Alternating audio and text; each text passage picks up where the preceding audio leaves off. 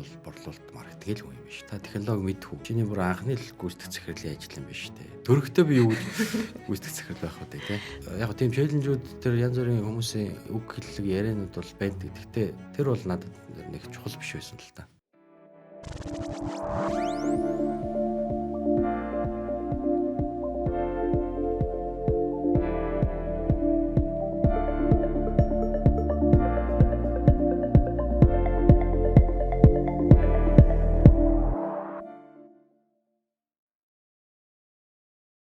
За подкаст маань тавтаа мэрл.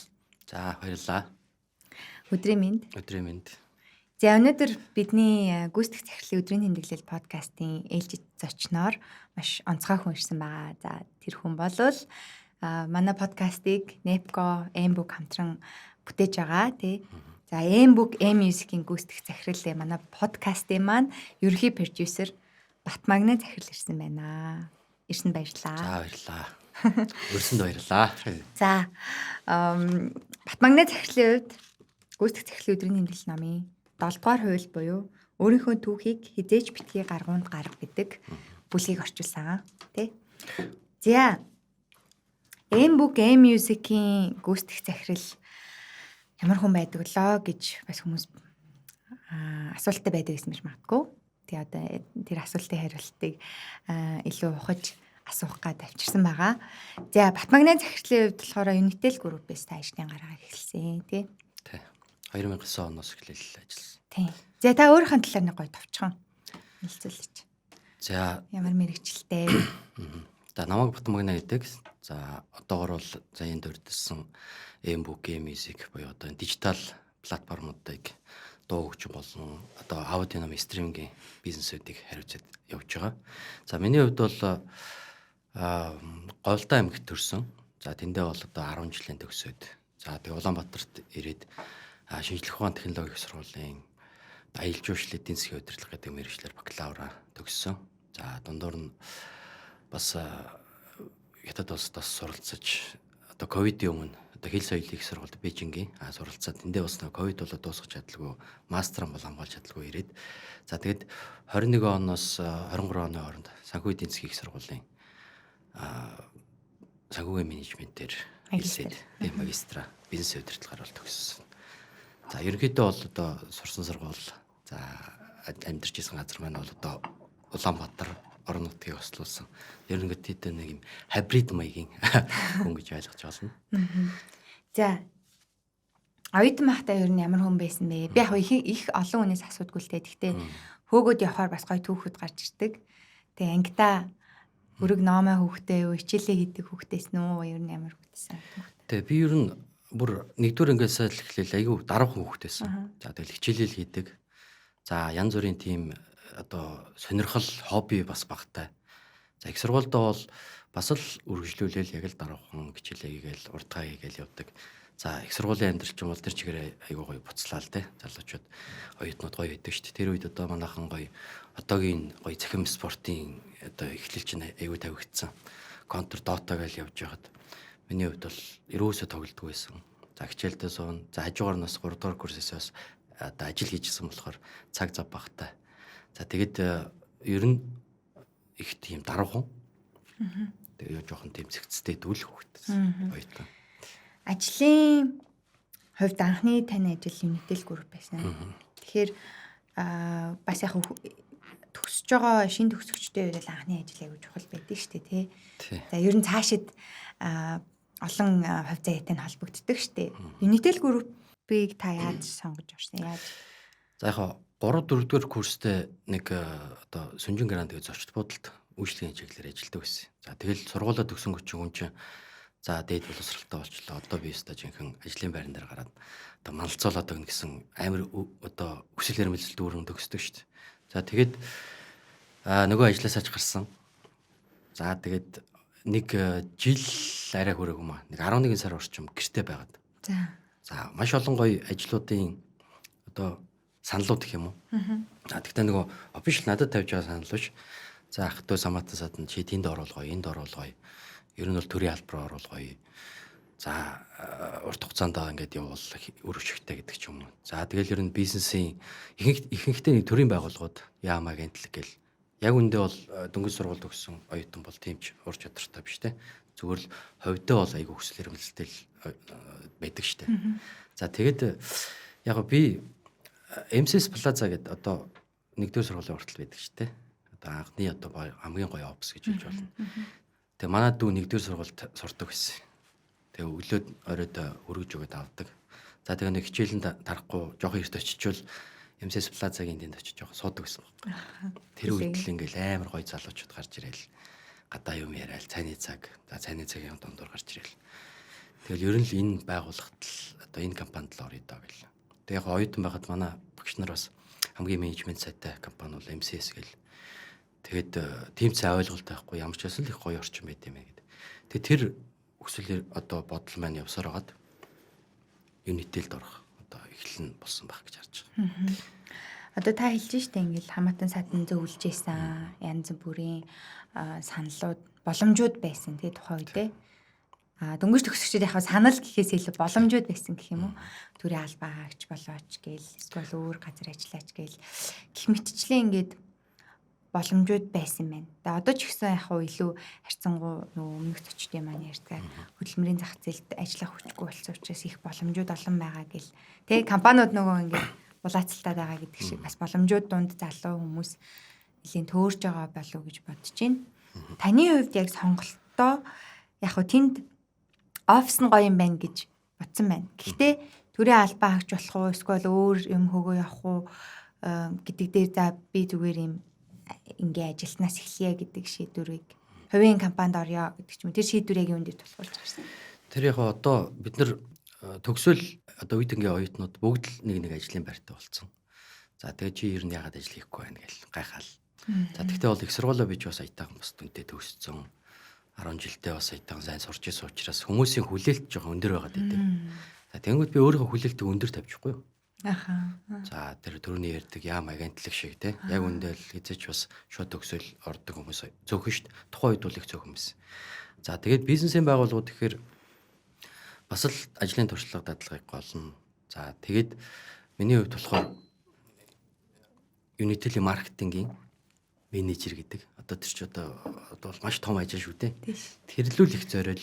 За ийшээ л орчуул гэж бодож байсан. За сая сонгож ялуу уртанд ороод явангууд намайг чи яг байранд нь тавиад. За та бол одоо үйлчлэгийн чиглэлээр ажиллаж байсан юм байна. За их сургуулаа төгссөн юм байна. Би ч нөө зочд буудлын менежмент дотоод маркетинг гэдэг сэдвээр бас юу хамгаалцсан. Диплом.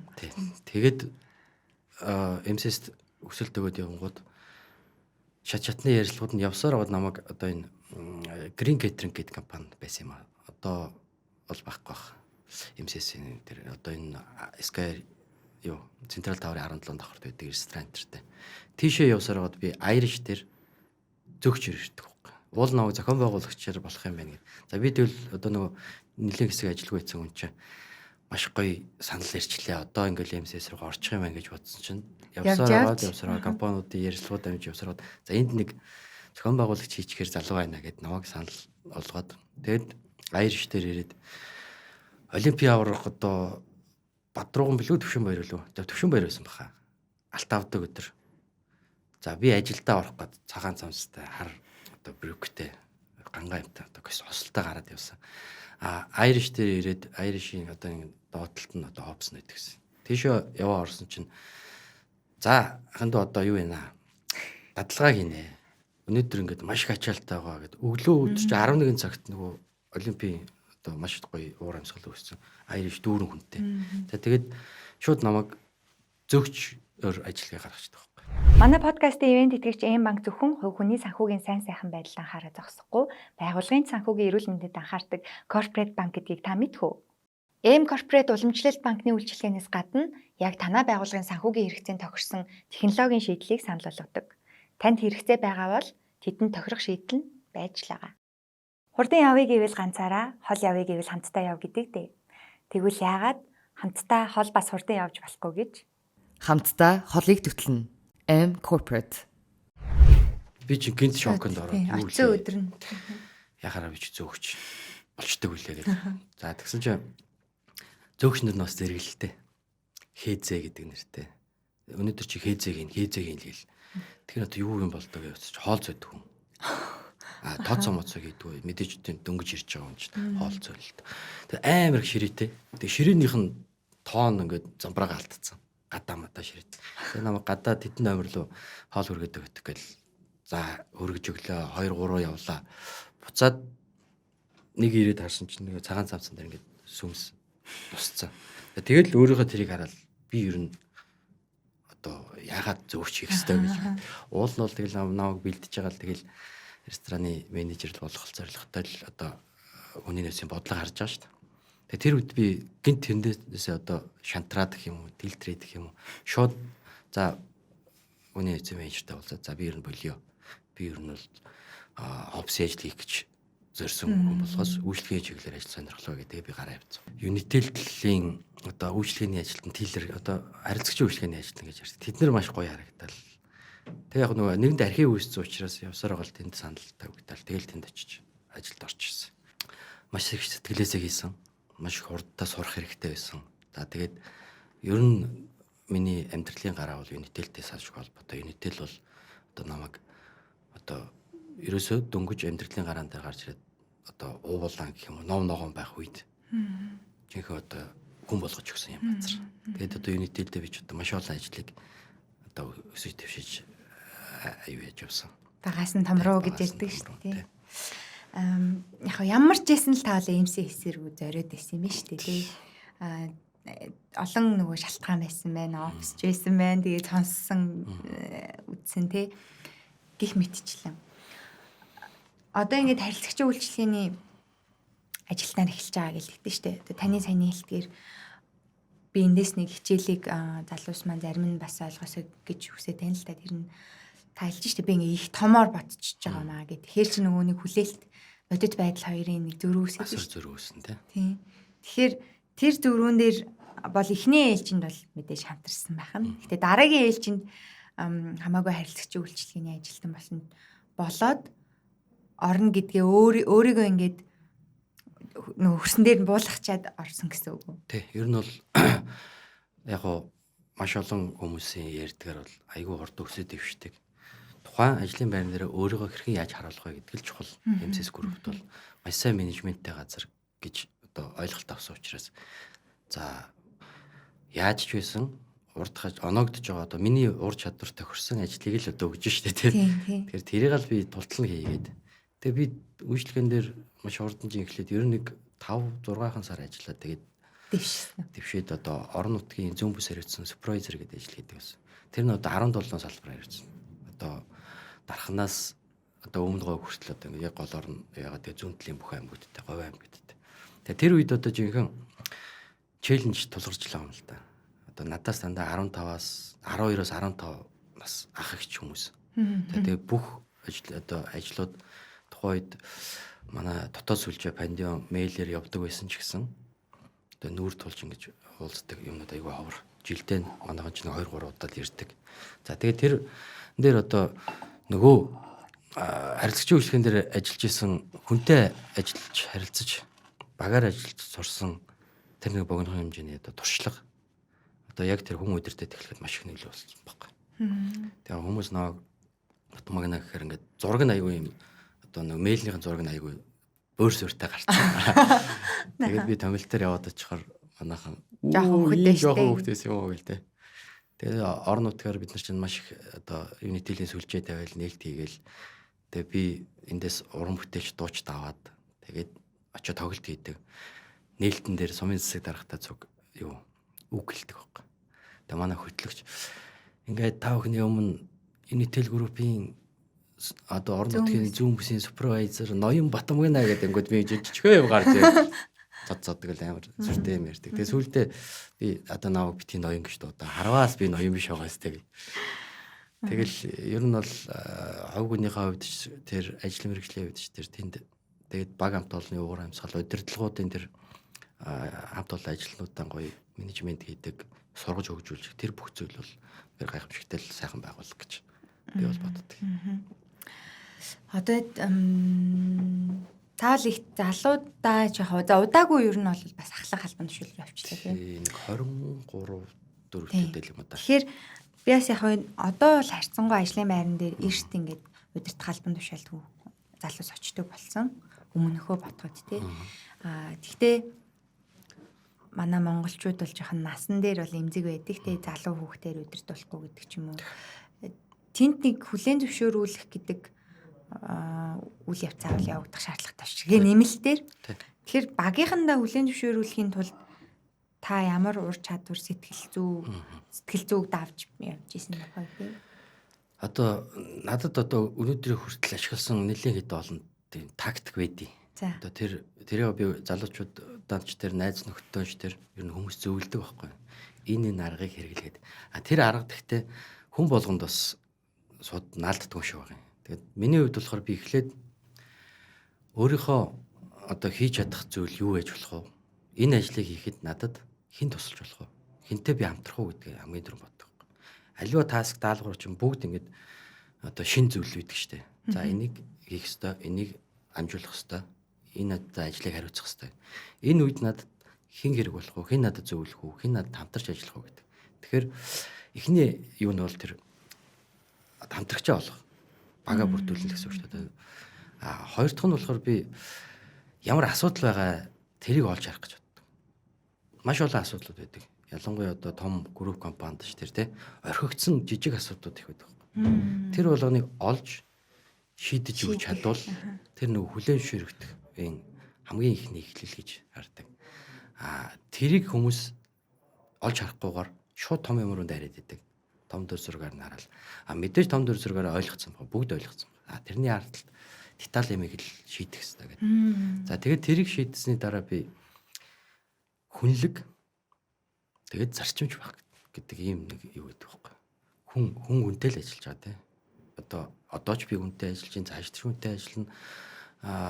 Бүгд л багаар ажиллаж байгаа хүнтэй ажиллаж байгаа. Тэнгүүд эхлээд тэр хүнийг ойлгочвол тэр хүндээ одоо яаж одоо тусалж болох вэ? Яаж гоё энэ асуудлуудыг шийдэж болох вэ? Яаж тэр хүний итгэлтэй удирдлага хамтрагч байх уу гэдгээ бодоод тэрэндээ тохирсон одоо ажлууд хийгээд дараа нь энэ бол тэгтээ зарчмаас гарч болохгүй. Байгууллагын дүрм журам, хууль тогтоомж те бүх зүйлтэй уялдах хэрэгтэй гэдэг байдлаар би ажилтдаг. Энэ арга барилууд маань тэр олон насны зөрүүтэй. Тэгээд зарим болохоор үеийнхийнхэн ч байна. Зарим нь одоо миний удирдлагууд байсан хүмүүс хүртэл нэг өдөр ингээд миний удирдлага нь одоо яг харьяаны ажилтан болсон байх тохиолдож байна те. Тэгээд энэ нь болгоныг л би одоо зарчим болгол ажилтгийг. Тэгээд энэ маань хэрэг болдог хаа л гэж боддог. Одоо тэр жижиг асуудлыг хараад шийдэл санал болгох гэдэг бол айгүй хэрэгжүүлж болохоор санагдчих чинь сая сонссон хүмүүс бол тий тэр бол гоё санаа хэллээ шүү сая Батмагны захирал. Батмагны захирлын Unitel айгүй чухал байсан, MCS чухал байсан гэд айгүй олон дурдж байгаа. Яг би өөрөө мэдээж үгүйсээ MCS-т ажиллаж үзээгүй. Одоо MCS бол зөндөө олон салбарт охин компаниуд байгаа. Гэхдээ соёлынхын тухай бас л ярьдаг. Ер нь бага хаас л сонсогддог байсан. Соёл сайтай гэл тээ. Тэгэхэд яг залуусын хувьд юу гэдэг чинь компани соёл гэдэг ойлголтыг бас ойлгохгүй л явж байгаа л гэж бодож байна яг. Одоо л те нэг за компани соёл гэж юу юм, соёл нь ямар байх ёстой, хүнд яаж нөлөөлтийн гэдэг. Гэхдээ дөнгөж ойлгох шатандаа явж байгаа л гэж бодож байна те. Гэхдээ тэр соёл нь яаж мэдрэгддэм бэ гэдгийг асуух байна. Одоо архис дэвших боломж өгж байгаагаар нь юм уу, ажилчтай хөгжүүлээд байгаа юм уу? Яг ямар соёлтой болоод ингэж үе дамжуулж ярьж байгаа юм бэ тий. Тий, одоо энэ би соёлын эхлэлийг би ингэж боддгийн. Сонгон шалгаруулахаас эхэлдэг. Тэр яг одоо MCS-ийн үзэл баримтлах зарчмууд байна те. MCS эрхэм зорилготой нийцвэц хүнийг сонгон шалгаруулахаар маш сайн одоо харж авдаг. За тэр нэг юм зөв хүн ороод ирчихсэний дараа маш сайн коуч хийж сургадаг. Дээр нь одоо манай MCS Academy гэдэг одоо их сургуулаар хизээж заахгүй, амьдрал дээр хизээж заахгүй, хин нэгэн менторс ч юм уу очоод одоо мэдэж авах боломжгүй одоо баг 100-аад сургалтыг хүссэн ур чадвар дутагдaltaд нь тохируулаад заагаад өгчдөг. За тэгээд хүн өөрөө өөрийнх нь үзэл бодолтой компани одоо том зорилго дүрм одоо зарчимтай нийцээд эхэлсэний дараа тэрэндээ тохируулаад дутагдaltaй ур чадваруудын сургаад эхлэхээр одоо гэп нь улам багасаад эхэлнэ шүү дээ. За тэгээд өөрөө мэдээж хүн болгон бас ингээл бас энэ группт амжилттай ажиллаад байгаа гэвэл асуудал шүү дээ.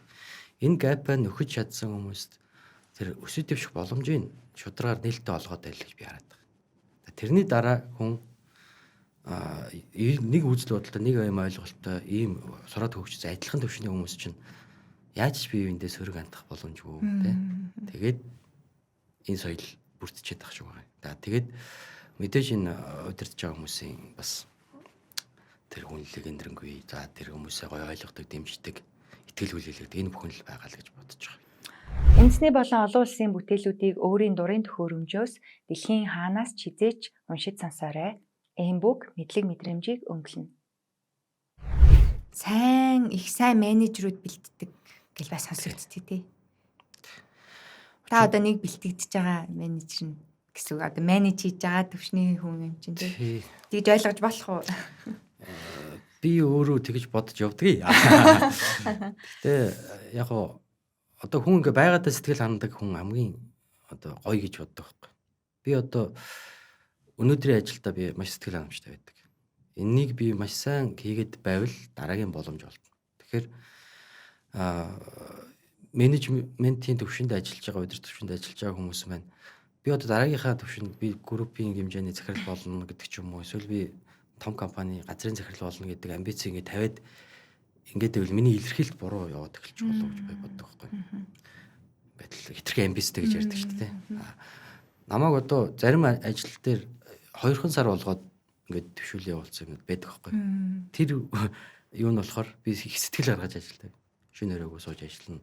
За энэний ард гарчвал өөртөө кайф авах гэдэг. Тэр нь болохоор ингээд хүн ингээд нөгөө хүн хараагүй байхад ч гэсэн зөв юм хийжээвэл хамгийн одоо үр дүнтэй хязээ нэгээс ажилчин өмнөөс ярьдаг гэдэг. Тэр зүйл маань ингээд ажиллаад идэм болов шүү дээ. Тэгээ би яг үүндээ одоо шууд ингээд хэлэхэд анх үйлчлэгээний ажлынаас хойш одоо МСС дотор 11 ажлын байр солилцсон байна. Одоо 15 6 дахь яг энэ групп дотроо тий. Тэгэхээр ингээд сайн челленж хийж чадчихээн. Би ч өөрөө яг чадлаараа зүтгэжл байна тий. Болох баха. За Батмагны захирлын хувьд болохоор Embook Music дээр 2021 оноос эхлээд гүйцэтгэх захирлын албан тушаал дээр томилогдод ирсэн. МСС группийн хувьд болохоор энэ бодлого нь угаасаа нээлттэй байдаг буюу хөрөнгө оруулсан компаниуд дээрээ менежментийн төвшний удирдлагыг нь одоо сольдог гэх юм уу да өөрсдийн хүмүүсийг илүү яг өндөр хувьтай бол тий өндөр хувьтай тий тиймэрхүү их анзаарэгддэг тий гаднаас нь харахаар тухайн үед үзэгчтэй нэг факт хэлэхэд бид хоёр хамт нэг офис суудаг гэсэн. Тий. Тэгээд би болохоор Lemon Press гэдэг компанида бид хэд чинь нэг цөөхүүлэхний нэг буланд нь л гуйгаал ер нь бол ингээд суудаг байсан үе байлаа. Бүр нэлийн стартап тэгээд тэр үед M-Music, M-Book бол өөр нэртэй ч байсан. Тэгээд их олуулаа байсан тий.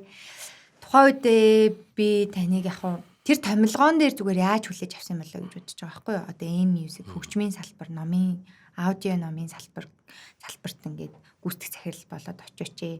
Тэгээ ялангуяа их ороо бусгаа цаг үе байсан шүү дээ. Тэр үеч одоо ковидын дараахан баг ковид дуусаагүй, нөлөөнд дуусаагүй шахуу.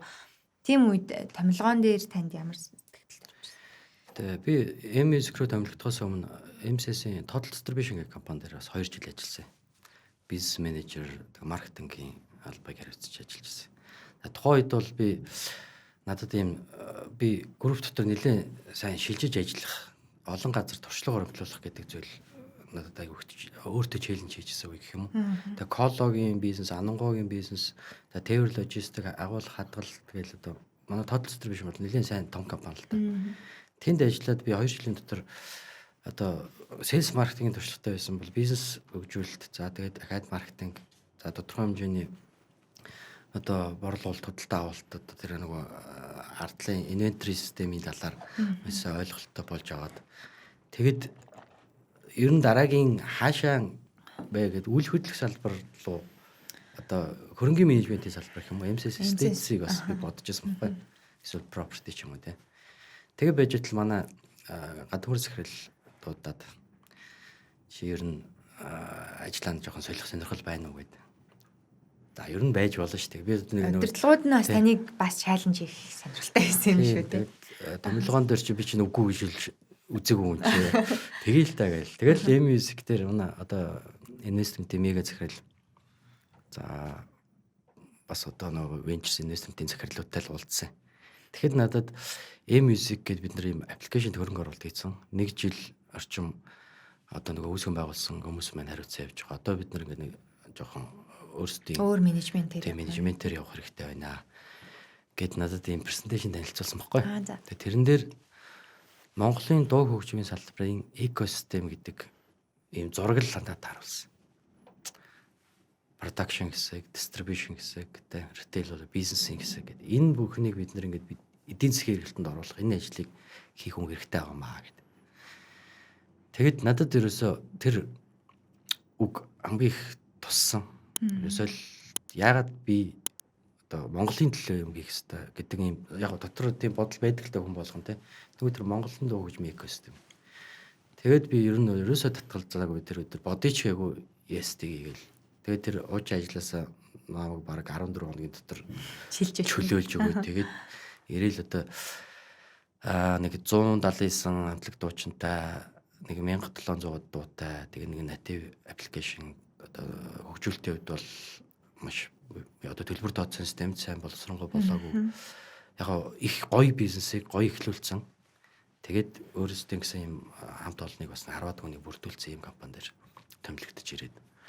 За тэгээд одоо стратегиэс нөхсүүлэл бүх юм өөрчлөлт. Анханаас нь бараг л хийгээл эхэлсэн. Тэгэл хэдүүлж тийм тест бужигэндаг байлаа шүү дээ. Тийм тэр офис маш олон залуучууд байдаг байсан. Ер нь нөгөө corporate business стартап руу орж ирэх тэр шилжилтийн үе нэг надад нэг 6 сар орчим бол амар нөлөөтэй байсан. Одоо нөгөө амаргүй гэдэг шиг тийм. Тэгээ гайг байдаг л болол явцсан. Тухайн үед бид нэр 100 гаруй хүмүүс яг нэг том офис цуудаг байсан. Тэгээд мэдээж л нөгөө хөгжим дуутай холбоотой хүмүүс чинь ингээ бужигнаад л тий. Гэтэ яг би зүгээр тухайн үед гэж ажилтдаг гэсэн юм л да. Хөгжмийн платформыг заавал одоо дуулдаг хүн ч юм уу, урлагийнх нь хүн менежментийн хийх ёстой, захирал нь байх ёстой ч юм шиг ойлгодог байсан. Одоо ч яг зарим салбарыг тэгж хүмүүс ойлгодог тий. Заавал салбарынх нь хүн менежмент хийх ёстой юм шиг ойлгоод идэг. Гэвчиг менежмент хийн гэдэг бол устдаа ойлголт болов уу гэж. Тийм үед одоо тиймэрхүү зүйлтэй тулгарсан болов уу гэж би тэгээ анзаарч ирсэн. Тий. Таныг салбарынх нь хүн биш штэ гэдэг ч юм уу тий. Яг уу надад ганц хоёр хүмүүс хэлж лээсэн л та. Та бол борлуулалт маркетинг л хүн юм байна шүү дээ. Та технологи мэдхүү тий. Гээл тий. Мэдхүү одоо ер нь компани нэг хүн бүр надад чиний бүр анхны л гүйцэтгэх захирлын ажил юм байна шүү дээ. Гэхдээ тийм шүү дээ би юу гэж нас төрөгтэй би юу гэж гүйцэтгэх захирал байх үү тий. Тэгээд энийг яг тийм челленжүүд тэр янз бүрийн хүмүүсийн үг хэллэг яриануд бол байдаг. Гэхдээ тэр бол надад нэг чухал биш байсан л та. Зорилго маань тодорхой. Нөгөө том дүр зургаар нь харцаа. За энийг хийхийн тулд харин юу хийх вэ гэнгүүт одоогийн бидний MS дээр хийцэн байгаа. Одоо бид нэр 3 жил жоохон гаруй хугацаанд асар их зүйлийг хийсэн. Караоке стриминг аппликейшн бүх төлбөр тооцоо систем гадаад дотоод бүх одоо Монголын дуу хөгжмийн салбарын 95% дуугаа өгсөн 14,000 дуутай бараг 800 бараг 900-аад болж энэ хамтлаг дуучид ороод ирсэн. Караоке системийг хийсэн, цогц утгаар нь өөрсдийн лейблтэй болсон. За тэгээд гадагшаа дуучид дистрибьюшн гэдэг компанитай болсон. Өөрсдийн фестивалтай болчлоо. Маш олон дуу клипүүдийг бид нэр хийж өглөө. Маш олон тоглолтуудыг бас спонсорлж ингэж хамтарч ажиллаа. Ер нь л дуу хөгжмийн салбар цогц утгаараа эдийн засгийн эргэлтэнд орох одоо суурийг бид нэр тавьчихад байгаа. Суурийг тавих одоо маш сайн тавьсан. Маш зөв. Одоо үнцэнтэйгээр бүх одоо оролцогчдаа одоо энэ бизнес чинь маш олон стейкхолдерууд байгаа шүү дээ. Одоо оролцогч талуудыг л бүгднийг бод цогцоор шийдэд ингээд явж байгаа. Тэгэд их гоё бизнесийн санаа одоо анхны үүсгэн байгуулагчаас төрсөн, гоё эхлүүлсэн. Одоо мэдээж тэр гоё босоод ирсэн байгаа ямиг цаашаа дараагийн түвшнийг аваад явах хэрэгтэй, сайжруулах хэрэгтэй. Тэр талаараа л ингээд маш сайн хичээж ажиллаж байгаа. Та сая амжилтуудаа дурдж чинь би бол яг маш өөр төвшөнд гарсан гэдэгтээ санал нийлж байгаа. яг би нөө хамт байсан учраас зүгээр дотоод мэдээлэл ашиглаад гэх юм уу энэ асуултыг асууя. Тухайн үед яг жинхэнэ бодит байдал дээр бол music бол маш хэцүү байдалд олцсон байсан. Таны гүйцэтгэх зэрэглэлээр ирэх үед нилээн тэ хувь заяа нь хайчих уу гэдэг баг нь жоохон тогтургүй болоод ч юм уу те гэх мэт нэг тийм эцэгтэй үеийн байсан гэж бол би харж ирсэн тухай үед те. За энэ хэд одоо яг яах гэж байгаа юм болоо гэдэг. Бид нар ч өдрөө алга нэг офис сууж байгаа учраас таны хамгийн түрүүнд томилогдож ирээд хийсэн одоо төвөлт гэж ярьдэн штэ. Менежментийн хувьд та юуг нь өөрчилсөн бэ? Би одоо хамгийн эхлээд одоо стартапын ажилтнууд маш тийм одоо хангри өлөн байх хэрэгтэй гэж ярьдаг штэ. Манайх нь ерөөс тийм биш байгаагүй. Подкаст ивент итгэгч кафе Вирняно. Зүгээр яг өмнө өлөн байсан байж магадгүй. Зүгээр MCC-ийн хөрөнгө оруулалтаа болоод одоо цалин хангамж одоо бүх юм ингээд цаанаасаа ингээд орж ирээд тахаар эсэргээр стартап юм чинь бид нар болоогүй штэ. Бид нар чинь одоо энэ бусад стартапуудыг хараа л та. Ийм хурдан хөгждөг шүү дээ. Бид нар чи стартап учраас гэдэг. Жинхэнэ комфорт зонд орцсон юм. Тэрийг үгүй ээ. Стартап чинь бүр одоо маш өөр байх хэвээр. Тэгээд би одоо майндсетийн өөрчлөлт хийх гэж хамгийн эхлээ оролцсон. Багийнхныгаа тий. Ерөөсөө ямар ч стартап эцсийн дүндээ корпорат л болт юм аа. Тэгэхээр би та нарын одоо энэ ажиллаж байгаа арга барилыг чинь би шууд болиулахгүй. Хэдүүлээ эцсийн дүндээ корпорат дээр л очино. Амжилттай бизнес болоод олон хүнтэй болоод энэний ард чинь нөгөө чөлөөтэй гэдэг зүйл чинь жоохон хэмэгдэж эхэлнэ, бодлого яригдчих эхэлнэ, дүрм журм яригдчих эхэлнэ. За стартап юм чинь ашиггүй байжсэн ч болно гэдэг үе чинь өөрчлөгдөд өөртөө санхүүжүүл брейк ивнэ хий гэдэг энэ бүх челленж ер нь удахгүй ирнэ. Гэт жоохон корпорат соёлыг оруулж ирээд тэнгууд манай стартап талд ажиллаж исэн хүмүүсийн үед жоохон юу зөрчил үүссэн л дээ. Гэхдээ яг тэгээд одоо манайханд үргэлжлүүлээ сайхан ажиллаа явж байгаа залуучууд байна. Зарим нь бол магадгүй яг стартап сэтгэлгээтэйгээ үлдээд дахиад стартапаа хийгээд явж байгаа хүмүүс ч байгаа. Тэгээ одоо бол манайх би зөвхөн 60% корпорат байгуулах гэж хардаг. 40% бол манайхан чөлөөтэй аягүй гоё ингэж явдаг.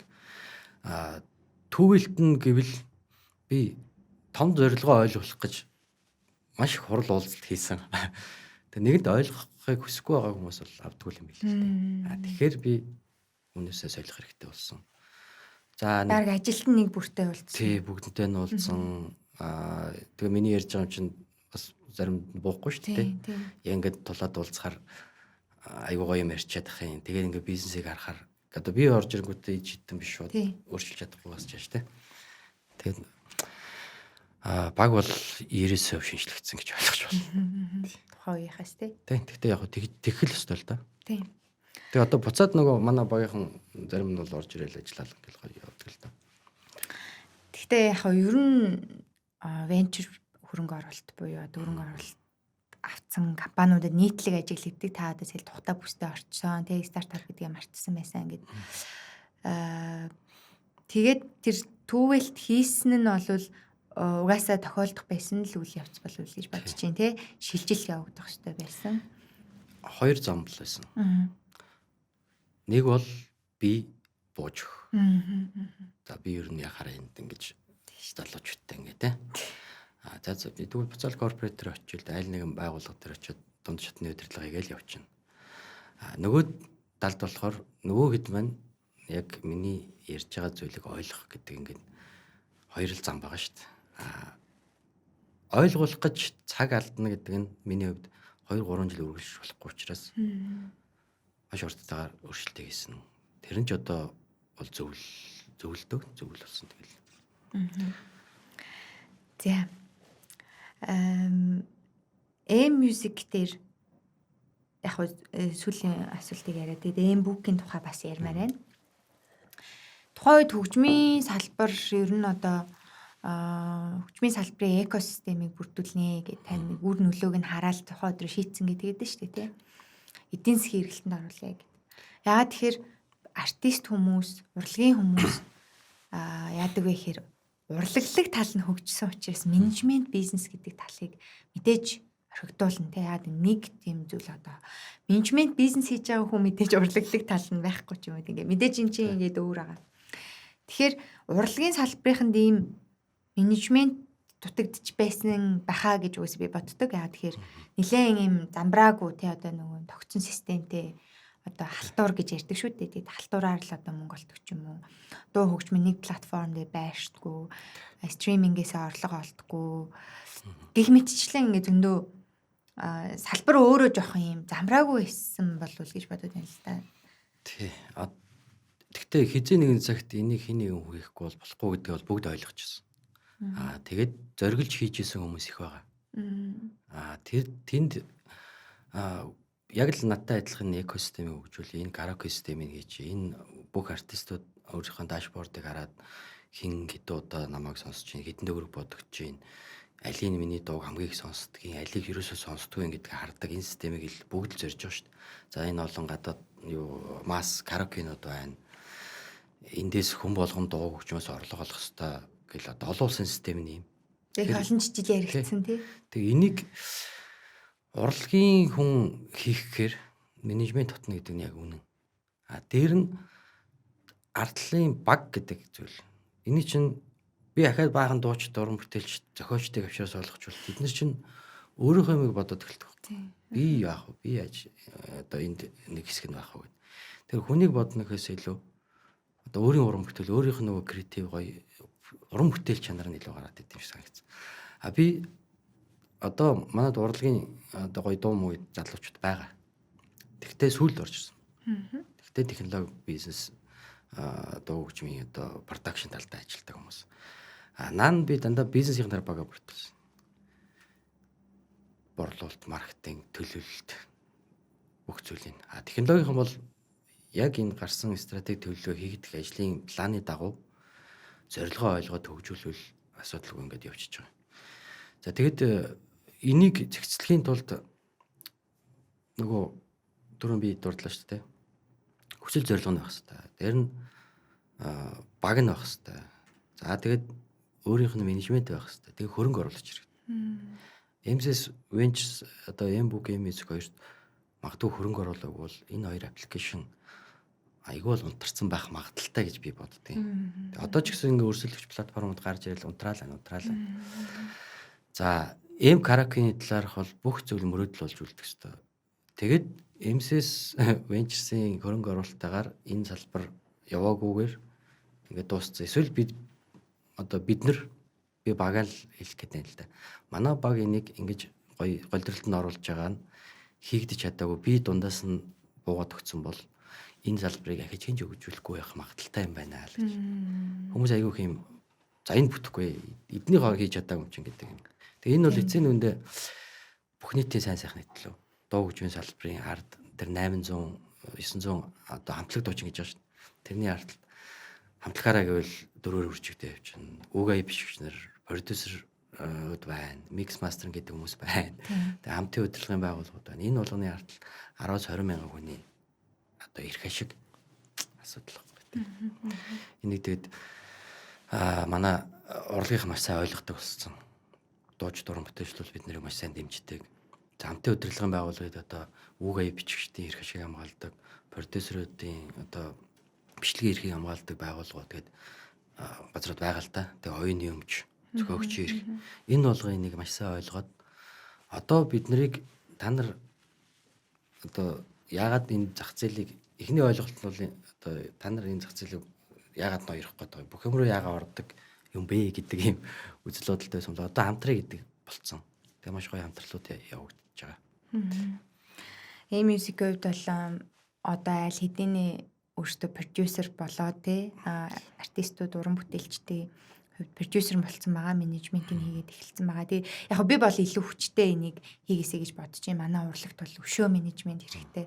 Өшөөлтэй ийм платформ хэрэгтэй, өшөө зангидсан ийм зүйл хэрэгтэй гэж боддог хувьдаа. Яа тэгэхээр артист хүмүүс урлаг уран сайхандаа илүү төвлөрсөн дээ шүү дээ. Тэгээд менежментээ өөр хүмүүс даатгсан илүү ирээдүйтэй болов уу? Бид нэр гоё дэлгүүрийг барьчлаа. Та бүтээгдэхүүнээ тавиад зараач.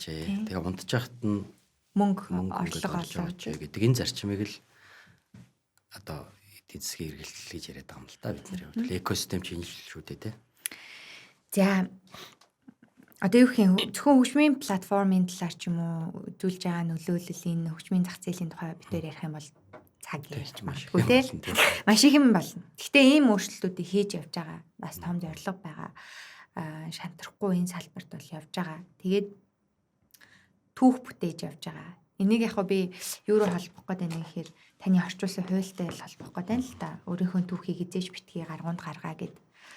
Товчоор хэлэхэд энэ бол түүхээ бүтээх тухайлгаа одоо та хэлж штэ би шантарчих юм бол магадгүй энэ салбар те бусад хүмүүс эднийх чадаагүй юм чинь хөл бүтээн эмзээсийн хөрөнгө оруулалттай компани жишээ чадаагүй юм чинь өөр хүн чадахгүй юм шүү гэдэг бусдын итгэл найдвар үнэн. Дээрэс нь таны түүх ч гэсэн өөрөөр бичигдээд эхэлнэ тий. Подкастын ивент итгэгч 20 жилийн турш таны гэр бүлийн итгэлтэй сонголт байсаар ирсэн шин сонголт тавилгын их дэлгүүр. За таны орчуулсан түүхийн тухай та гоё. За одоо энэ гүйцэтгэх захирлын өдрийн тэмдэглэл гэдэг энэ бүтээл их тийм гоё төсөл. За нэг олон захирлууд ингээд манай подкастт оролцоод ингээд явж байна. За энд надад боломж олдоод энэ 7 дугаар хууль буюу өөрийнхөө түүхийг хизээч битгий гаргуунд нь гаргаа гэдэг. Энэ хуулийг одоо чадиадаа орчуулсан мэдээж цаашаа ингээд манай Nepco компанийн гоё редактортаа сайн болгосон байх хэвээр. За тэгэд яг энэ дээр бол гол гарч байгаа зүйл нь ер нь хүн өөрийнхөө түүхийг бүтээхийн тулд одоо шантарч болохгүй юмыг ингээд дундаас нь буцаж болохгүй Сэтгэлийн хаттай байх. Сэтгэлийн хаттай байх хэвээр юмны ард гардаг байх хэвээр ард гарсны дараа хамгийн их хүч хамгийн их өөртөө итгэл чинь өөртөө чинь үлдээд энэ нь таны сайн түүх болж үлддэг шүү. Тэгээд сайн түүхтэй хүн бол одоо бизнес дээр одоо спорт дээр ажил амьдрал дээр хамгийн амжилттай байдаг юм шүү гэдгийг л одоо ойлгуулах гэсэн ийм хэсэг байгаа юм. Тэгээд энэ дээр нэг домогт боксч Мухаммад Алигийн нэг хэлсэн үг. Яг би номыг бүтнээр нь яриулна ч одоо хүмүүс угаасаа уншаад гоё ойлгох учраас тэрэн дээр Мухаммад Алигийн хэлсэн нэг юм квот байгаа юм л та. Би бэлтгэл хийж исэн өдөр болгоно үзэн яддаг. Гэхдээ энэ удаал зов.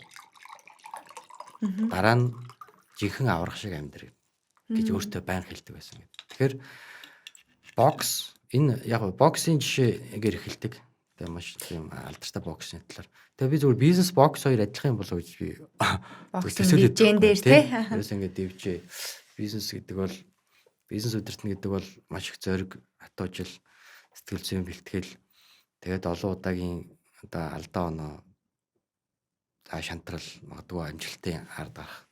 Тэгээд бокс гэдэг чинь бол нүдрүү нарж байгаа толгоороо зах гэж байна шүү дээ. Тий.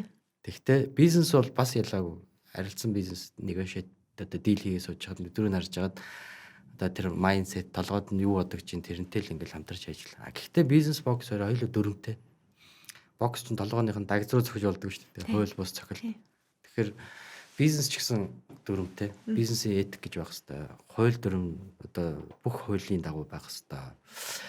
Одоо нөгөө хэрэглэгчийн эрх ашиг, оролцогч талууд, хөрөнгө оруулагч, за бизнесийн ард маш олон ажилтнууд байгаа, амьдрал явж байгаа. Энэ болгоны ард хэрвээ бокс ч буугаад өгчвөл тэр бол муу бокс чинь хард хөвгтэй үлдэж байна. Бизнес дээр хүн буугаад өгчвөл энийг чадаагүй юм чинь тэрийг чадахгүй байлгүй дээ. Тэгээ дараагийн итгэл ингээд байхгүй болно гэсэн.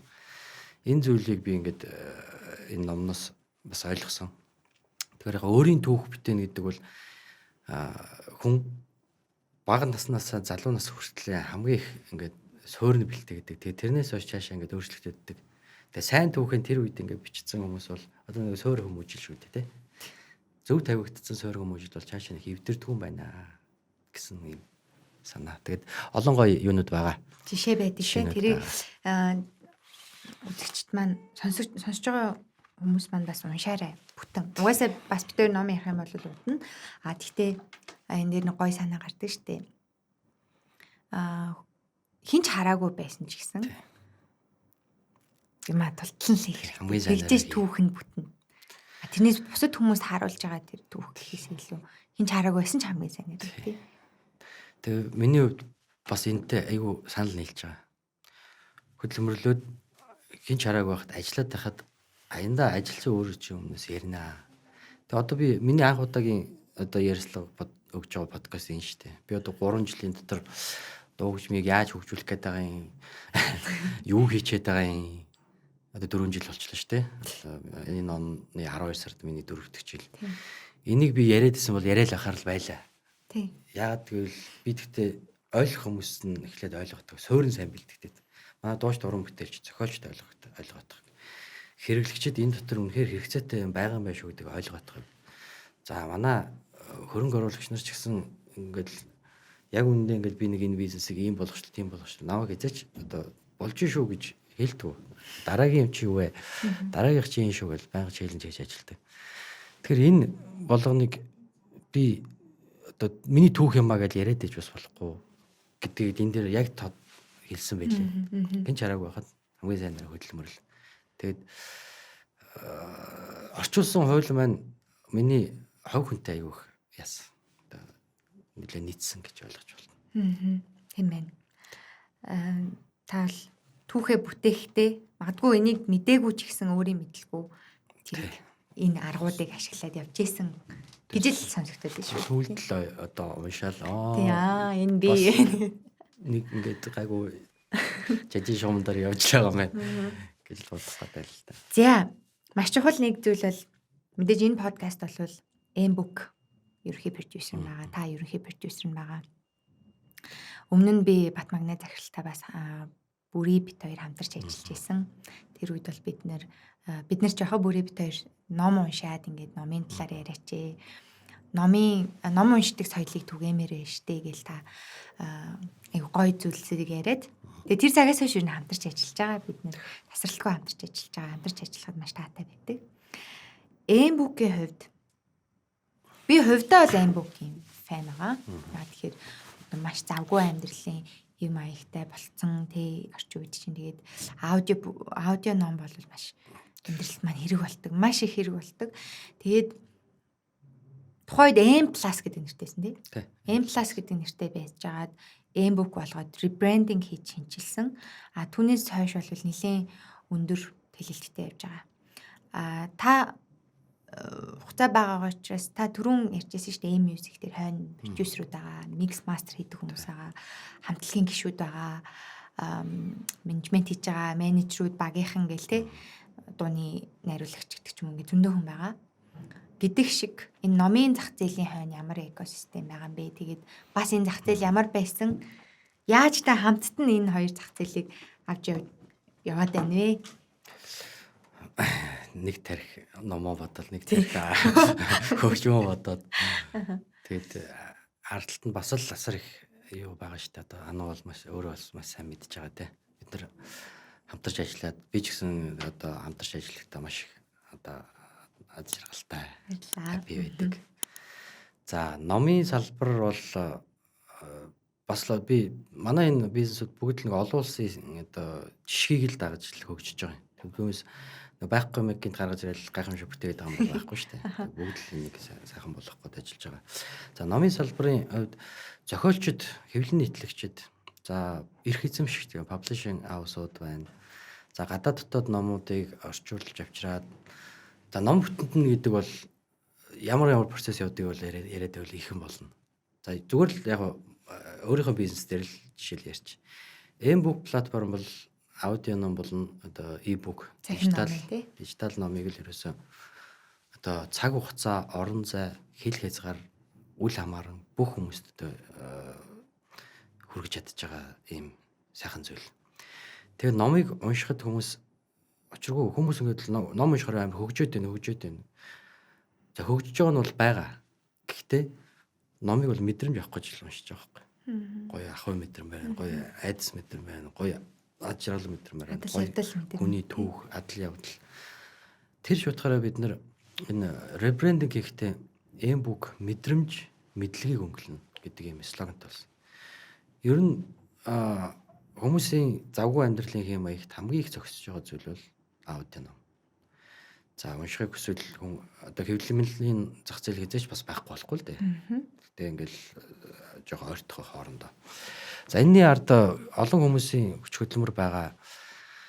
Экосистемийг ярихад бидний хийсэн гол зүйл юу гэхээр бид нар сонсогчдод номоо манай дээр байршуулад өдөр болгон одоо хэдэн төгрөгөөр ямар одоо номууд нь хэдэн удаа зарагдаад байгаа харж чаддаг тийм дашборд биднэрт байдаг. Өдөр бол өнөөдрийн зарагдсан номыг маргааш мөнгөний олгодог. Энэ систем нь одоо энэ юмны суурь нөхгүй. Одоо зохиолт хэвлэл нэгтгэж экосистемийн суурь. А мэдээж энэ ном байхгүй бол юу болох вэ те? Тэгэхээр энэ олон гой бүтээлүүд энэ олон одоо 1000 гаруй зохиолч паблишинг хаусууд маахтай ажиллаж байна. Энэ болгоны ард дахиад л нөгөө л өндөрлүүд явж байгаа шүү дээ. Тэгэд бид бол зах зээл дээр маш хурдтай тэлж байгаа. Ер нь бол энэ бүк бол өөрсдийнхөө зардлыг коверлоод эхэлсэн. Амжилттай стартапуудын зарим хүмүүс танахчууд яхаараа стартап байдгийг тэгээд гэхдээ ер нь бол сайн явж байгаа бизнес. Өшөө илүү мундаг сайхан байхын тулд бид нэр өөрсдөө бас паблишинг компани Blue Notes гэдээ байгуулад өөрсдөө гадны номуудыг оруулж ирээд эрхийн эзэмшээд орчуулад, редакторлаад, дуу оруулаад тэгээд бас давхар нөгөө хэвлэмэлийн эрхэн ирдэг хэвлээд зарах гэж бас оролцсон. Тэгтээ нэг 4 номон дээр дандаа Нью-Йорк Таймсын бестселлерүүд дээр ажиллаад тэгээд M-book бол ерөөсөө хүмүүсийн ямиг зарж өгдөг. Маш сайн борлуулалтыг хийж өгдөг. Ирээд үр шимээ ордог хүртдэг ийм платформ бай гэдэг л ийм стратеги барьж ажиллаж байгаа. Подкастын ивент тэтгэгч Европын холбооны стандартыг бүрэн хангасан Монгол орны онгон дагшин байгалийн эрдэс тус Via Millennia. Монголд байгаа маш олон паблишинг компаниудтай адилхан бид нэр ахаал нөгөөтгтөө зурлаад байвал бид нар ч фокус алдах юм байна. Нөгөө хүмүүс ч гэсэн угаасаа тэр номыг авахын тулд өрсөлдөж байгаа шүү дээ.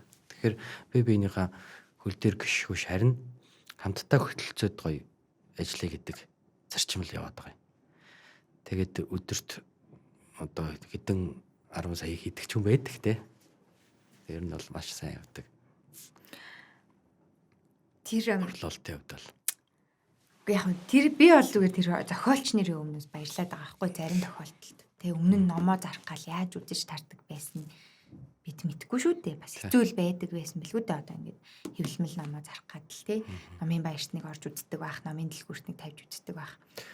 Мэдээж дундын платформ байхгүй байсан. Гэхдээ орчин үеийн хэм маяг бас аудио захим ном руу шилжчихсэн байдаг тий.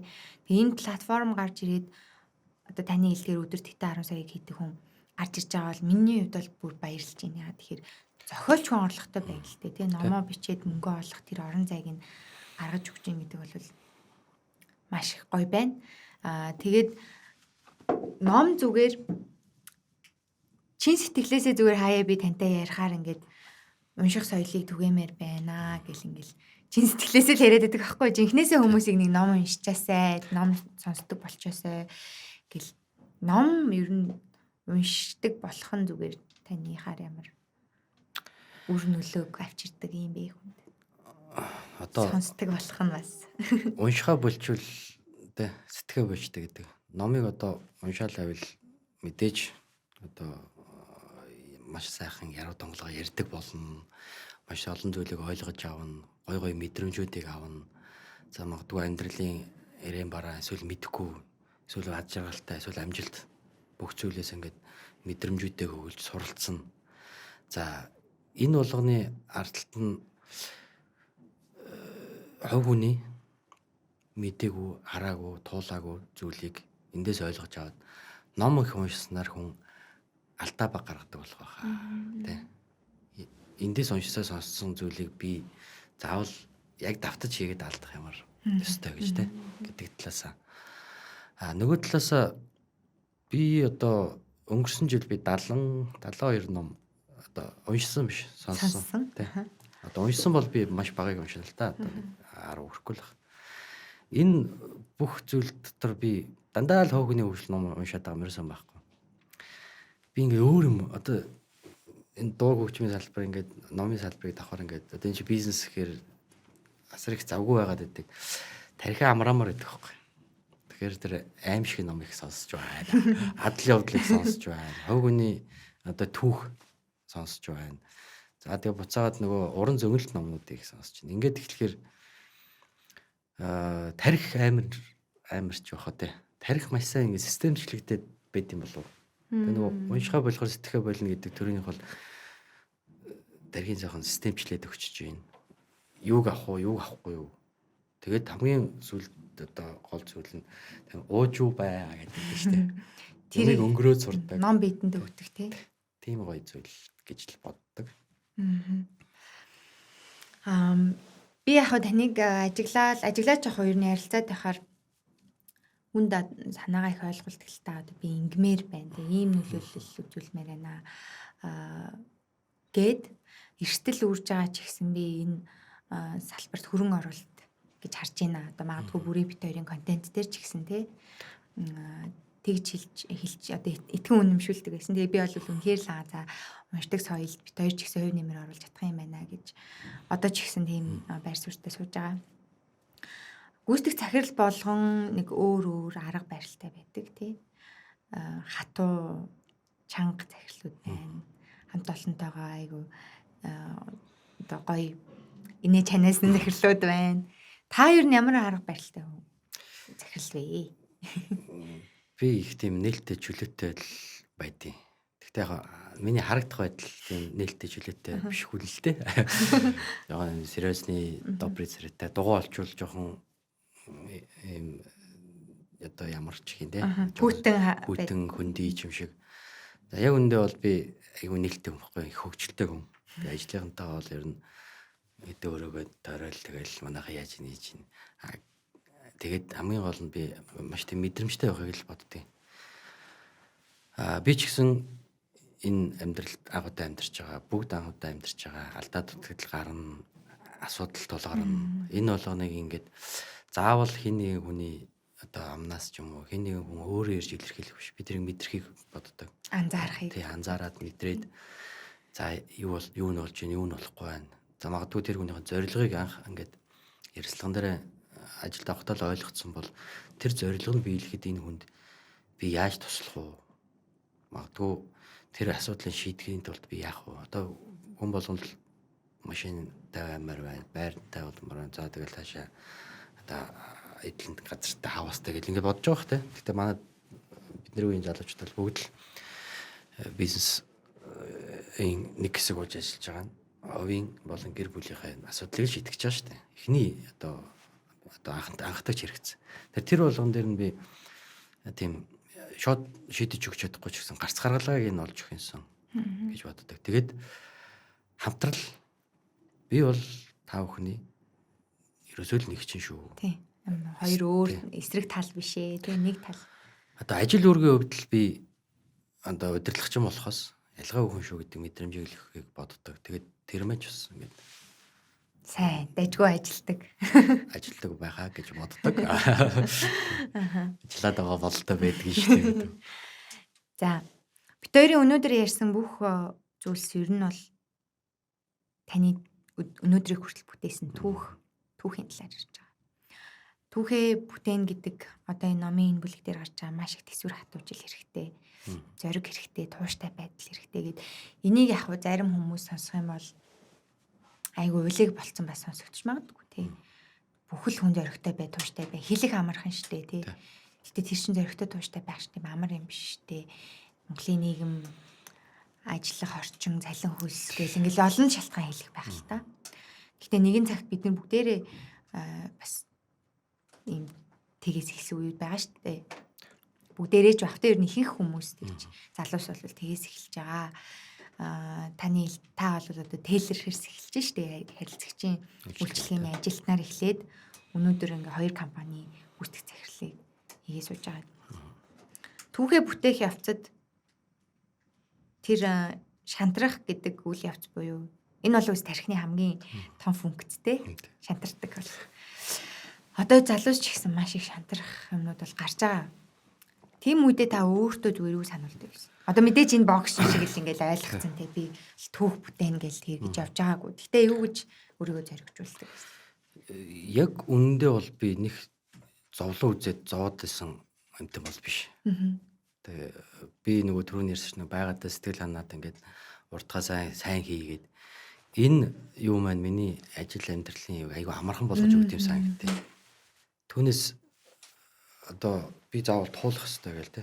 Тэгээ одоо амьдралд ингээд одоо түрүүний ярьдаг түүхэн бүтээгээл явж байгаа гэдэг чинь би ингээд зөв хүн бай, зөв ажиллаа зөв хий, үр бүтээл гаргая гэд ингээд явж явах үед маань дараагийн ингээд тийм сайн үр дагаврууд гараад байгаа учраас тэрийг би одоо туулаад явж байгаа учраас нэг өөрийгөө бол нэг зовоол нэг шантраал би бүр за би болоо би ч ер нь болохгүй байна гэж бодож исэн үе надад бол за ер нь жоохон цөөхөндөө тэгээд нэлээд жоохон өөдрөг үзэлтэй. Тэгээ би нөгөө алдаа гаргаж л байсан баг. Подкастын хамтрагч Sennheiser брендийн албан ёсны дистрибьютор Global Smart Solution.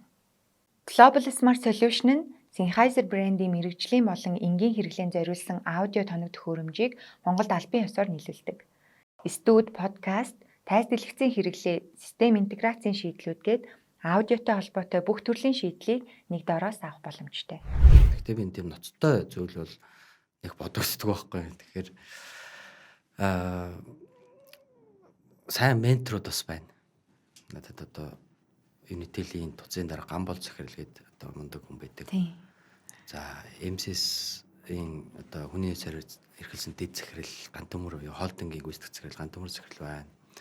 STC урнаа захирал. За манай одоо туцын дараа мэгмэрчүү захирал бол миний одоо бас мундаг ментор. Тэр хүмүүс маань суралцж байгаа юмнууд яг надад ингээл зааж өгöd гэхээсээ илүү ингээд миний ажлыг ойлгож аягүй их дэмждэг учраас тэндээс өгж байгаа мэдрэмж одоо урам итгэлүүд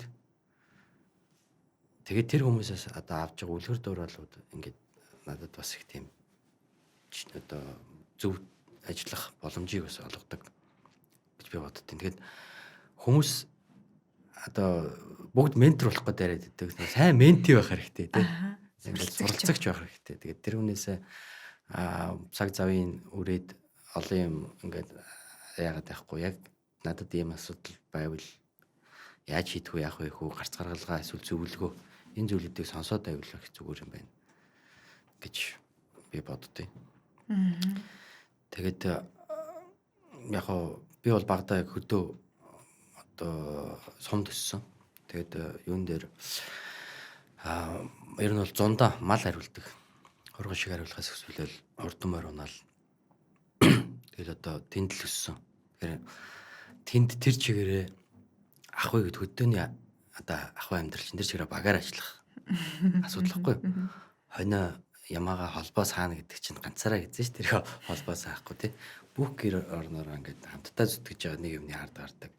Тэр ажилд автагдаад өдөр тутам ингэж явсараад амар дархлаа болчтой гэж санагдав байхгүй. Тэгэхээр тэр багаар ажиллах чадвар нь ахуйгаас их сууд юм байна. Ямар нэг асуудлуудыг заавал тийм хөндрүүлж ойлгож авахгүй гэдэг нь магадгүй их юм уншаад байгаа нь энэ зовлог мэддэг ойлгоцсон учраас заавал би үзэх албагүй л гэж боддог зарчмаар л яваад байдаг. Одоо та заавал хэлж штэ. Заавал хүн дээр хүлээж аваад халахгүй гэх тээ. Энэ ч ихсэн яхаа жоохон үзэгчд хийсвэр сонсогч магадгүй. Гэхдээ олон ч ном зохиол дээр гардаг да. Тухайн асуудал яг хүндүү, миний хүлээж авч байгаа тэр хүлээж авалт хүндүү гэж тээ. Амьдрал одоо асуудал болгон тухайн хүндээ мэдээж жижиг том янз бүр хэцүү байх нь ойлгомжтой. Гэхдээ нөгөө нэг хүлээж авах л тий. Тэрээ би тэрийг гайгүй гэж хүлээж авах юм бол тэр асуудал гайгүй л болчих юм шиг. Магадгүй тэр зурсан зураг төөрөг гэж бас нэг зүйл бас байдаг тий. Зураг төөргөө ямар хуу байлах нь тухайн хүний хичээл зүтгэлээс хамаарч магадгүй. Тэгэхээр тэр талын зүйлүүд төр их тийм нээлттэй одоо гоё юм хүлээж авдаг байвал амьдралд заавал одоо яг зовлон тулгарсан ч гэсэн энийг би даваад гарнаа гэдэг тэр сэтгэлийн хатан суугаад. Тэгэд яг үндэ 7 хоногийн өмнө надад ямар асуудал тулгарч илаа гэж бодоод одоо яалаа гэж шийдэгцэн л байдаг шүү дээ тий. Бүх юм төр зургийнхаа. Тий. Яг энэ завшааныг гэдэг шиг ашиглаад бид өж байгаа хүмүүстэй бас хэлэх гэсэн. Одоо мэдээж айгүй хүнд нөхцөл байдалд орсон, тавж туулахгүй олон нөхцөл байдал үүссэн санагдчихж байгаа бол тий. одоо сайн хэлдгээр бүх асуудал төр зурих ямар ч хэлсэнд аваад гарч болно.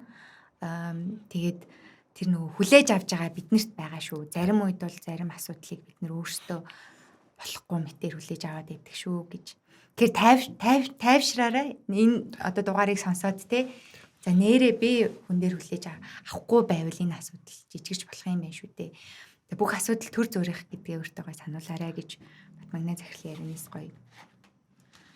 Энэ санааг нь аваарай. Тэгээ уужуу бай тэгээд өнгөрөөд сур гэдэг шүү дээ. Одоо ер нь ямар юмыг өнгөрөхгүй бол би одоо годомжинд машинтай ингээд явж байгаа би ерөөс ууралдаг шүү дээ. Уурлал ингээл цонхон голол маргалтаад одоо яг тэгээд яах вэ гэдэг. Тэгээ би одоо буугаад одоо барилцаж авах уу эсвэл ингээд салаа авчсны дараа тэр танихгүй хүн яах вэ те. Ингээд юусэн нэг тийм охимдаал одоо нэгэн тал одоо мөргөлдсөн байсан ч яах вэ одоо тэгэл даатгалаа. Тийм тайван тий. Тэгтээ ямар ч санаа бол бид нар бүгдээрээ анхудаа амьдарч байгаа шүү. Алдаа дутагдал гаргаж болно шүү. Тэгэхээр үзэгчд маань энийг энэ дугаарыг үзээд гоё тийм гоё мэдрэмж аваасаа гэж бодож байгаа. За тийм манай нэвтрүүлгийн сүүлийн хэсэг рүү орж ийн манай байнгын үзэгчд бол мэдчихэж байгаа хаа. Манай подкаст ивент итгэж Millennia ус байгаа. Тийм мэдээж нийлийнх нь бол бөмбөлөгтэй хөх хөнгөтэй нь бол ингээ бас. За Millennia байгалийн эрдэс тус Untouched Car гэдэг тийм компанид ажил өрнүүлж байгаа. Түүнтэй холбоотойгоор бид нар зочдоосоо таны Untouched Car буюу нээгээгүй тэр бусад хүн нээгээгүй биш. Таны нээсэн нээч гисэн байгаа. Гэхдээ бусад хүний таны тухай мэдтгүү авьяас чадвар, ур чадвар, бизнес юу ч хийж болно. Сонирхол. Тэр зүйл нь юу вэ? Хэд юм байна. Тэгээ манай ерөнхий продюсер учраас энэ асуултанд бэлтцсэн ирсэн. Яг ер нь бол яг олон гоё ингээ өнцгүүд бол байж болж байгаа юм л да. Гэхдээ төгс чаддаг юм гэвэл тэр чинь бас цогон байдаг штэ. Тэгээ би тайзны хөтөлт хийд штэ. Хурим найр, үсний найр, нөгөө төгсөлтийн баяр. Тэгээ нөгөө тайзны хөтөлтийг хийхэд надад тийм суур юу бол байд юм байна гэдгийг мэдээд одоо Unitel болон MCS чин санаа гэдэг одоо манай маркетинг Unitel-ийн тэр орж ирэхээс өмнө би одоо бүх арга хэмжээг хөтэлдэг байсан. Тэгээд чин санаа орж ирээд би ажиллах болчихсон. Тэгээд хөтлөхтөө бас зүгээр нэг ингээд зарлагч бол хийхгүй тийм зэрэгтэй гоё хамгийн хойдлын одоо судлыг хүртэл мэдэрч тэгээд тийм гоё юмртай гэж ярьдаг штэ. Хошинлтай тэгээд одоо тэр арга хэмжээч бол тэр чигээр энэ тэр заал амар гоё нэг гоё эрг одоо инээд хөртэй гоё уран амьсгал байх хэрэгтэй шүү дээ. Тэрийг л мэдрүүлэх зорилгоор ингэж нэлээд гоё хөгжилтэй. Дундуур нь бас юм хошигнол энэ төр оруулж хөтэлдгийн одоо тэгээд яг хуу мэддэг хүмүүс нь бол мэдгэл баг. Тэгтээ бас хүмүүс ихэнх нь мэдгүй л дээ. Хараас хөтлөгч биш царайтай. За хөгжүүлсэн бол бас магадгүй анханасаа одоо тэр 11 оноос хойш би ингэж хөтлөж мэтлэл явдаг байсан. Тэрийг хөгжүүлээ явсан бол одоо бас нэг ойроод гараад бас нэг хэдэн төгрөг хийжтэй тий. Дунд зэргийн хөрхөн хөтлөгч болсон байх л байсан баг. Сонирхолтой. Одоо тий арга хэмжээнүүд чинь санаа хөтлөж байгаа юм зү. Гэхдээ ер нь одоо тэгэл тухайн үед ч хөтлөгчд их цөөхөн байдаг байсан шүү дээ. Одоо бол мэрэгжлийн мундаг супер хөтлөгч зөндөө байна. Тэгээ одоо чинсанаа ч бүр ингээ массын хөтлөгч болсон шүү дээ. Подкастын хамтрагч ертөнцийг таних хөтөч Nepco. Сонирхолтой хариултаа. Тэгээд манай энэ дэвтрийг гаргаж ирэхээр угаасаа подкаст маань өндөрлөгдөж байгаа юм гэдээс тэр хүмүүс мэдчихэж магадгүй бидэнд ийм гүйцэтгэх захирлын өдрийн тэмдэглэл гэдэг ийм нэртэй жижигэн харт дэвтэр байгаа. Тэгээ энэ дээр манай өмнөх дугаарын зочид, дараагийн дугаарын зочидтой асуулт үлдээдэг. Тэ? Батмагны захирлын хувьд ч гэсэн энэ удаа дараагийн дугаарын зочноос асуулт асууна. Тэгээ энэ асуулт бол дараагийн дугаар дээр л гарч иртээ. За танаас Үнэт санхүүгийн нэгдлийн үүсгэн байгуулагч гүйцэтгэх захирал Голланд банкны гүйцэтгэх захирлын орлогч асан Бадрал Шарктэй бидний мэдхээр Бадрал Шарк таньс юм асуулт асуусан байна. Яс айхтар хүнээс ярьж. Тэгээ Шаркас бүр Шарк шиг л асуулт байна. За таны өнөөдрийг хүртэл хийсэн хамгийн бахархам инэрэнгүү зүйл юу байсан бэ? гэж асуусан байна. Яг энэ асуулт хүнд асуулт байна л да. Одоо бахархам инэрэнгүү гэдэг чихэр чинь нэг юм гавьяагаа ярих болчих гээд байна. Тэгээс гавьяагаа ярихаар бас хэтэрхий ингээд өөрийгөө магцаавж болчих шүү дээ. Гайхав дээ одоо тийм. Та өөрөөрөө бахархсан зүйлээ ярьж болно шүү дээ. За энийг ярих уу энэ.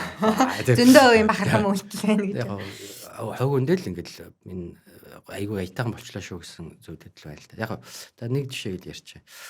Манай төрсөгч 25 дор болоод яг ковидын үе байсан л да. Тэгээ одоо бидний хувьд ч бизнес үүдчдэр одоо ингээд ашиг ордог цалингийн хувьд тэр айгүй хэцүү үе байсан. Тэгээд бас нэг 400 сая төгрөг нийлэл санхүүжилтийн асуудал үүсээд. Тэгээ мэдээж энэ одоо Монголын одоо баг ихэнх айл гэр тохиолдож байгаа асуудал. Тэгээ энэний ард гэрийнхэн хамаатан сатах төс тэр чигээрэл ингээл эрэгээрээ зүтгэдэг. Тэгээд би ковидын үед ихж байгаа одоо яг бид нар ингээд дотоод юм их өсөр ягаал нөгөө 200 сая энэ болгочлаа л та мэдээж. Тэгээд цаашаа яах вэ гэхээр тэр чин тоглолт гэж юм байхгүй. За ямар нэгэн байдлаар гадар дотор хүмүүстэй уулзаад ингээд гуйж мөх юм боломж байхгүй. Тэгээд сошиал кампайн өрнүүлээд тэгээд 10 хоногийн дотор 200 сая төгрөг ингээд босцсон. Тэрийг болохоор би манайхан гэр бүлийн ч гэсэн энийг хийж чадна гэж боддог. Би ч өөрөө хийж чадна гэж боддог. Тэгэл тэр ковид үеэр чи их олон ханд юм явдаг байсан шүү дээ. Тэгээд нэмээд өөрийнхөө одоо манай бидний ч одоо үнэт өв болох одоо 8811 энэ төргээ дугаар байгаа шүү дээ. Тэрийг нэг хүнд 20 саяар зараад ихчтэй ингээд ямарсан 220 сая төгрөг. За минь их ч ингээд имжлүүлээд ирээ гэдэг. Одоо манай ихч ер нь бол эрүүл сар болцсон. Тэгтээ Солонгос руу одоо байнга ирж одоо Солонгост байгаа л та. Тэгтээ ер нь аюулгүй өнгөрсөн гэж байдаг.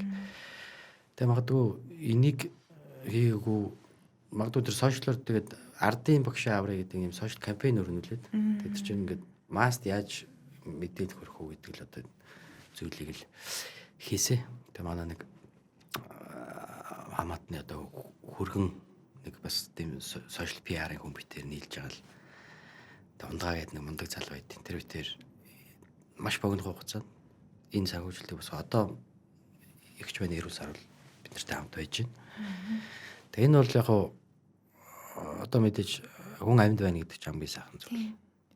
Өвчин зовлонгоосоо сална гэдэг хамгийн сайхан зүйл. Тэгээ энэ бол миний хувьд тухайд бол за бас чадчихлаа шүү гэж байгаа.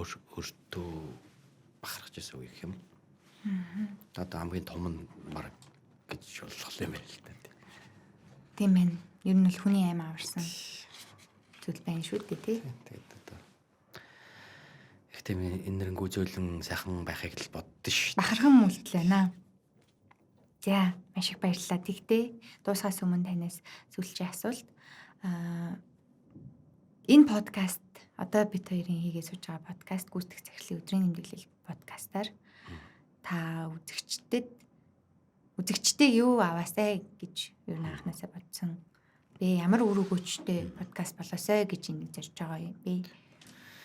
За энэ подкастыг хийхин тулд одоо манай маркетинг менежер Итгэл битээр их ярилцсан л та. Ер нь гүйцэтгэх захирлууд одоо нийгэмд ерөөсөд дуурахгүй байна.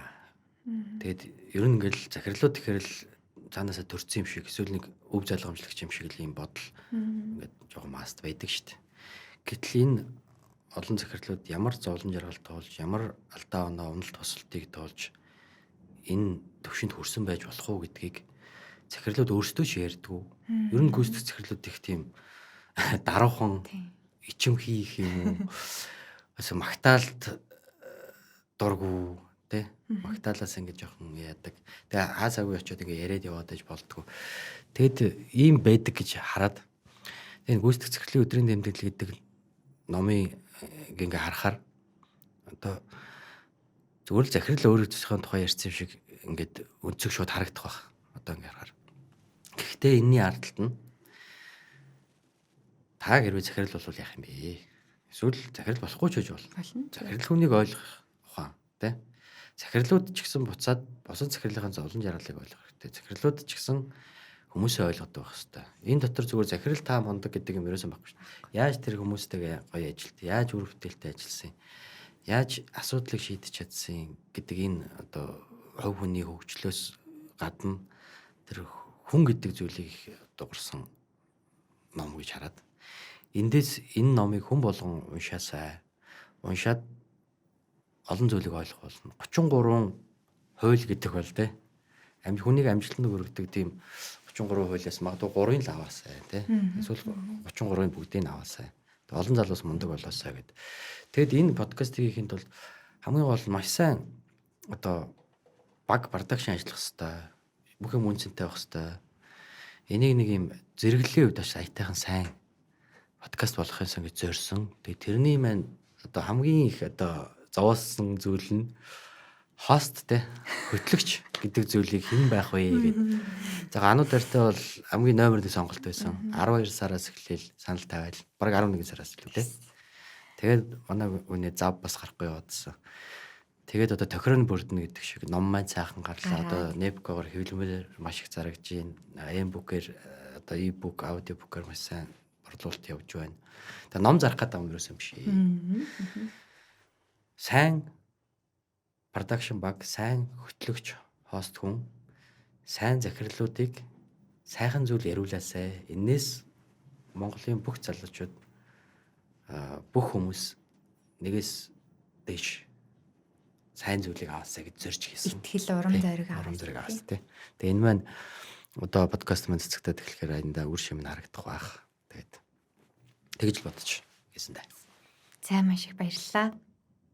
Тийм. Надад бас яг энэ алсын хараагаа ойлгуулад тэгээ би саналыг аваад сууж байгаа. Тэгээд маш их баяртай байгаа. Тэгээ 32 гүйцэтгэх захирлын амьдралын түүхийг сонсож байгаа. Тэгээд саяны таны хэлдгээр гүйцэтгэх захирлууд анханасаа мэдээ захирал байгаагүй. Энд ингээд юуг туулж явж байгаа юм тий. Тэгээ энэ юу туулаад юунд хүрсэн бэ гэдэг чи өөрөө залуу мэрэгчлэнүүд чи залуустай айгүй ихтгэл өгнө. Тэгэхээр энэ подкаст бол би бас тийм үр дүнтэй болох уу гэж найдаж байгаа. За тэгээд энэ хүрээд хоёлаа өнөөдрийнхөө подкастыг өндөрлүүлье. Гүйцэтгэх захирлын өдрийн тэмдэглэл подкастын энэ удаагийн дугаарт бид нар M-book, M-music-ийн гүйцэтгэх захирал подкастын маань ерөнхий продюсер Батмагнай захирлын өдрийн тэмдэглэлийг хамтдаа уншлаа. Тэгээ хүрэлцэн ирж биднэрт маш гоё түүхээ, нин уггүй, илэн талангуу хуваалцсан танд баярлалаа. За баярлалаа. За тэгээд дараагийн дугаарт Батмагнай захирлын бицэн асуулттай номон дээр ямар хууль орчуулсан тэр хуультай тэгээ дахин нэг сонирхолтой гүйцэтгэх захирлын өдрийн тэмдэглэлийг та бүхэнд уншуулах болно. Тэгээ энэ хүртэл хамт байсан үзэгчдээ бүгдэнд нь баярлалаа. Дараагийн дугаараар дахиад уулзъя. Баяртай. За баяртай.